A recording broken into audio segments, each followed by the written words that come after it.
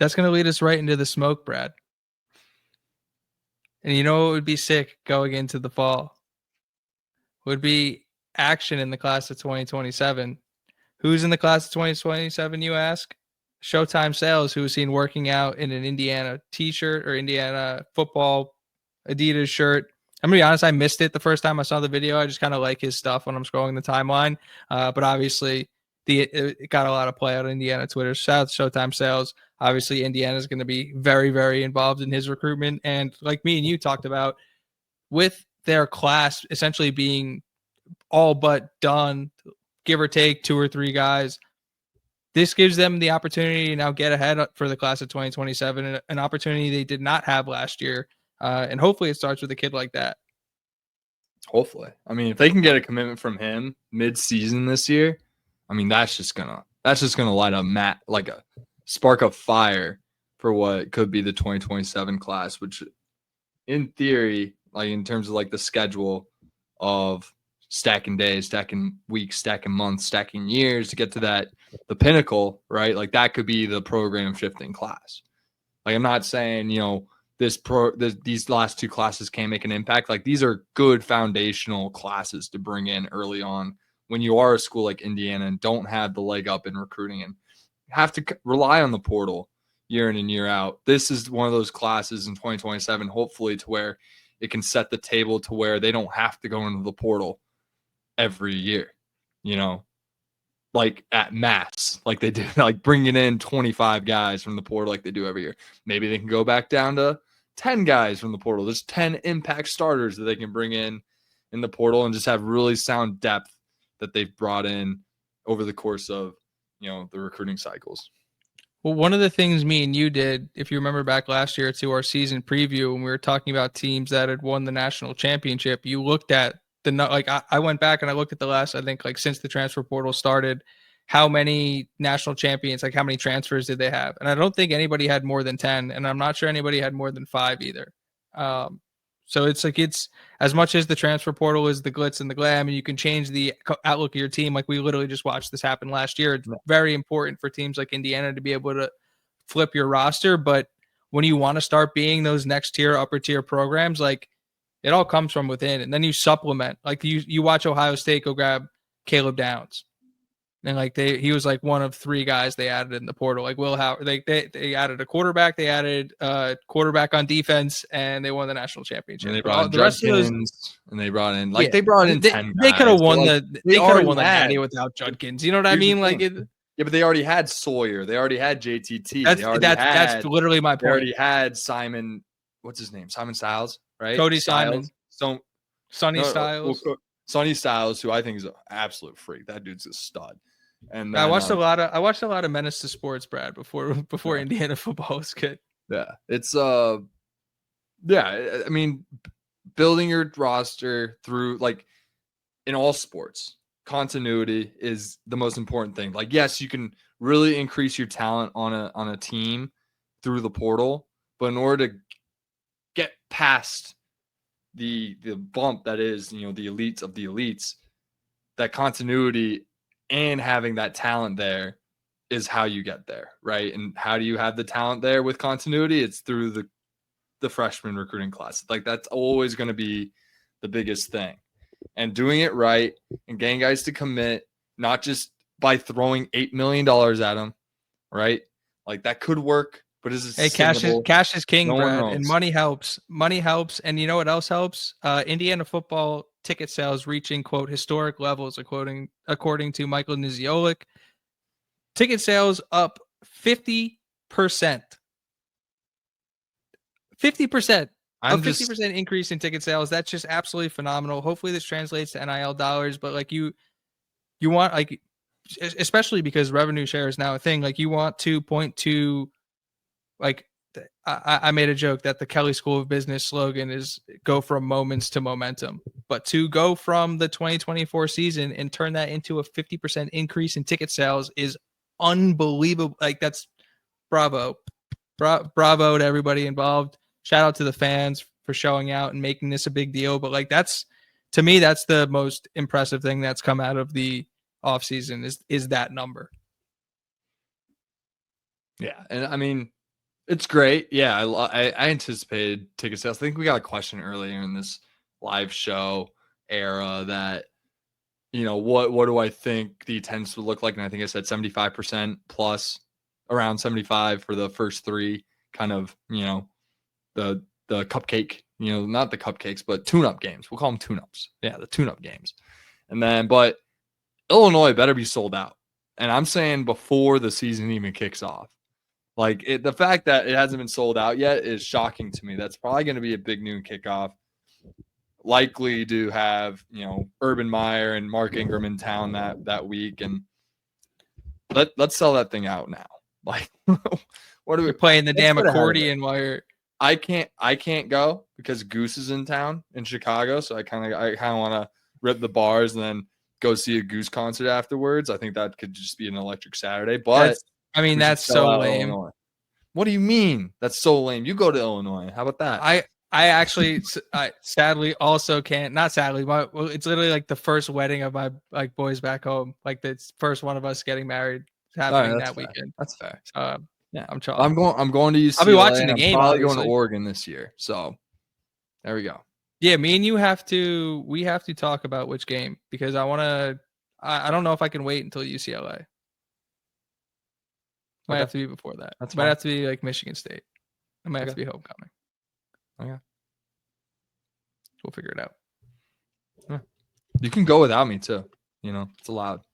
Yeah, but I kind of want to go to Chicago, stay there for a night or two, go to Bloomington, stay there for the day, go back to Chicago, fly out. Dude, that's a 4-hour drive. I'm getting to Bloomington. If I'm going to Bloomington, I'm leaving on Friday. I'm leaving Friday, and we're getting there, and I don't know. But, we'll figure this out off the off show. Might be an evening NBC. It might just be a fly into Indy type of deal. Sweet. We'll see. CFB 26 ratings dropped. I don't have them sitting in front of me because I don't really think it's that big of a deal. But Sarratt, I think, was a 93. Kamara and Pons, 92s. Aiden Fisher, criminally underrated, as is the rest of the Indiana team. I think they're like an 83 overall with like an 85 offense and a 78 defense, which is just criminal. And we still haven't seen any shots of Memorial Stadium or Curt Cignetti or Mike Shanahan or Brian Haynes or anything Indiana related for this new game. So until that happens, I'm kind of done talking about them. Yeah, I just remember seeing him and just being like the individual ratings were somewhat fair. I think, having Mendoza as an 88, I think is fine. I was surprised that Sarratt's the highest rated player. I think 93 is a fair rating for him, but like Kamara's got to be like a 96 and Fisher's got to be like Pons, 92, and Pons has to be a 96 as well. Like Pons and Kamara, like those guys are like those. If you want to make an argument for who's going to be a 99 rated player in Indiana, it's definitely Kamara and Pons. And Fisher's also an All-American. I agree. I think he should be a 90 plus as well. Agreed. With a 99, he has a 99. What's it called? Like the reaction stat. What's that one? The awareness. Yeah. Play rec. Yeah. Play rec and 99 awareness. But maybe he's not as fast as everyone else though. We want to be real. Speaking of Sarratt, Brad, he was getting major love from Pro Football Focus. Did you see who they comped him to as the fourth best returning receiver in the country? They comped Sarratt to who would they comp Sarratt? The current NFL player? Current NFL player. Big Ten alumni. Current NFL player, Big Ten alumni. It's not Nick Westbrook.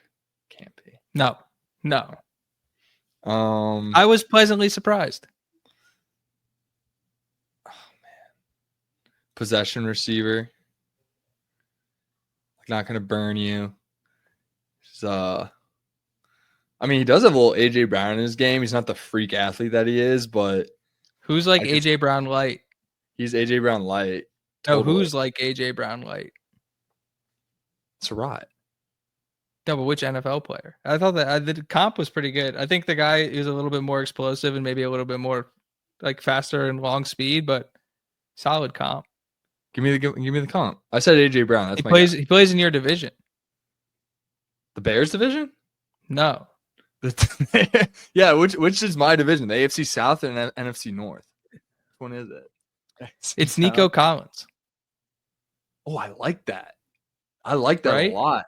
Yeah. I was a No, little that's a really surprised. good I was like, comp. "Ooh, Yeah. Nico Collins has juice." Yeah, I like not gonna wow you with like anything. Like he is 6'5" and like big and runs really good routes. Not the craziest speed, like not the craziest measurables for as big as he is. Like he's not AJ Brown, but he just makes plays. Like AJ Brown's just a really good football player, right? Did you know Sounds good. Sarratt, like, I really do like that comp. That's a really good one. Nico as Collins. much credit, and obviously it's deserved, as we give Omar Cooper for being a contested catch guy, I think Sarratt was like 16th in the nation in contested catches or something like that, or whatever that stat was. Sarratt wasn't the only guy getting PFF love. Obviously, we know D'Angelo Pons is like viewed as the number 3 returning. I was about to say center back. That's how, like, I was up playing pickleball at 7:00 this morning. What does that have I to was do with just center back? brains toasted. That's why I looked at CB and I was about to say center back, and I'm just like, Club World Cup. it's because Fenway Sports Group is 2 in my head, Brad. But Pons, number 3 returning corner. Kamara, the 8th best returning edge guy, which is actually insane. Carter Smith, the 8th best returning tackle, also insane.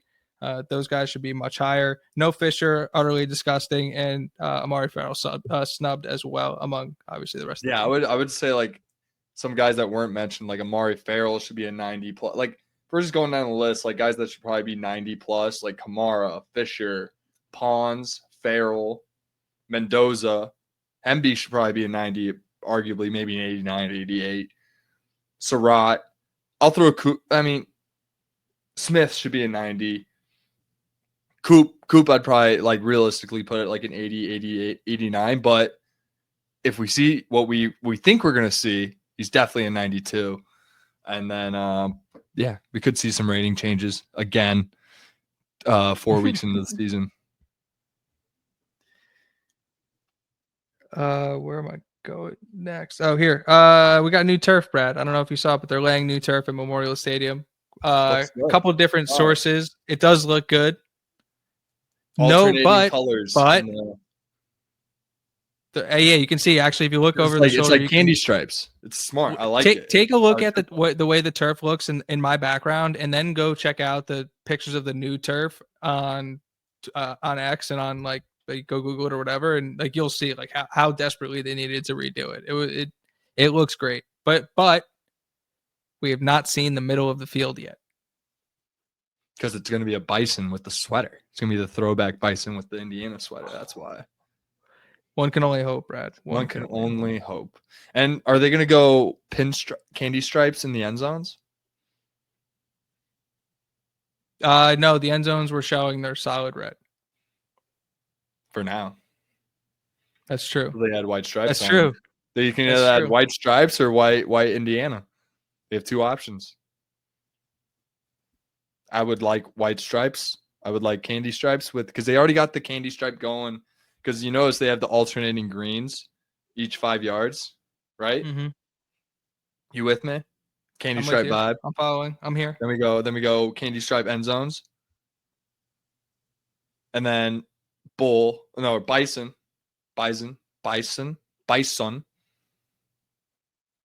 With the PK's right. Throwback. They do need that. Everyone knows what I'm talking about. I want to say throwback bison with the nose ring and the Hoosier sweater.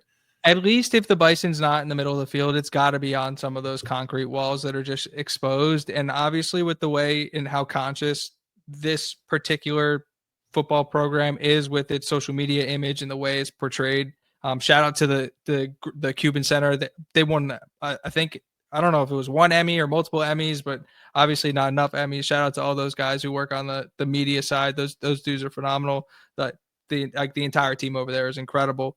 But it leads me to believe that they're not going to just leave those concrete walls concrete. Like they're probably going to be covered with something. And if that's going to be that bison picture, essentially the Knicks logo, that'd be pretty cool, in my opinion. I'd say just throw some ads on there and try to get as much NIL revenue as possible. That's what I would do.